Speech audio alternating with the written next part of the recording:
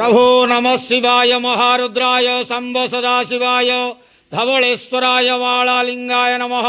दीपं यदि परं ब्रह्म दीपं यदि जनार्दनः दीपहरतु मे पापो पूजा दीप नमस्तुते। धवलेश्वराय वालालिंगाय नमो नमः। संसार सुखी रखंतु। आज शुभ बुधवार रे समस्त श्रद्धालु भक्त मानक श्रीपद करंतु। मनस्कामना पूर्ण करंतु। कर्म क्षेत्रोन्नति करंतु। ग्रहरिष्ट खंडन करंतु। जगतर मंगल करंतु। विश्वर कल्याण करंतु। आपणकर नाम विख्यात करंतु। सेवकर डाक श्रवण करंतु। समस्त गुआवसा भक्त मानकर मनस्कामना पूर्ण करंतु।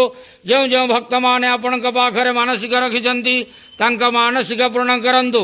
प्रभु धवलेश्वराय वालालिंगाय नमो नमः। संसार सुखी रखंतरंदे गवार हरि बोलो।